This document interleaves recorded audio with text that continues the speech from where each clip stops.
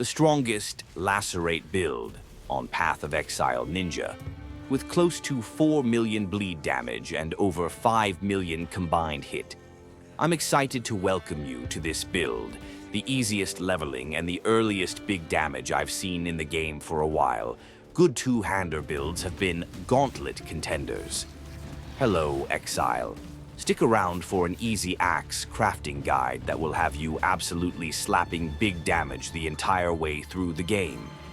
I'm also going to take you through how I handcrafted every piece of gear easily with the Recombinator using a simple method. All of this for around 2 divine worth of alteration orbs. Introducing Lacerate, the standard gem. Let's take a look and see why this is so much stronger than any alternate gem that I've imported from the ninja. Here's under the hood of my build. Every item is rare except a 1 Chaos helmet. Everything is crafted. Combined with our big physical damage, it makes mapping and the League mechanics a breeze.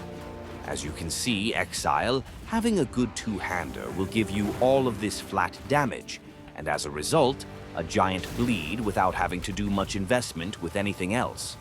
As you follow my leveling guide, you'll see you get a lot of life early without blood magic and real physical protection beneath that as you go. By fully embracing the two-hander meme, you can get the most damage easy and have more resources to put into real defenses. If you want to see more build breakdowns like this, make sure to leave a like. That lets me and everyone know I'm doing a good job for you. You will get this level of care and attention to detail from every build I make. Let's understand the competition. This is a top 3 Lacerate of Hemorrhage player with only 1.7 million damage over time.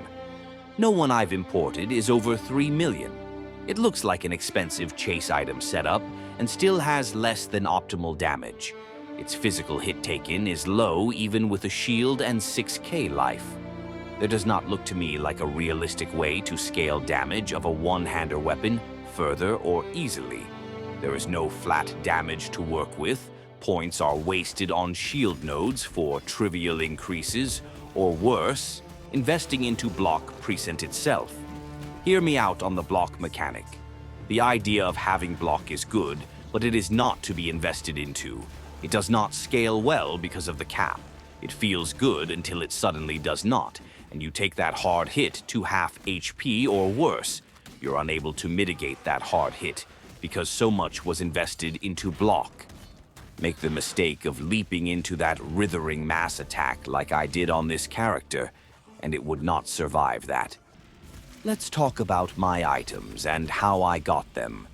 My boots, gloves, neck, and rings all came from saving good magic items through the game that I was able to combinate into rares without any unwanted modifiers.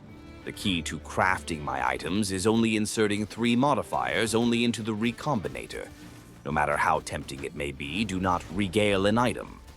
Keep good magic items you find from the black market or vendors as you level.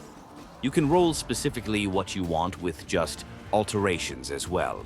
I have a full video on the Recombinator explaining more. A big help in maps is unveiling area of effect and area damage on a necklace.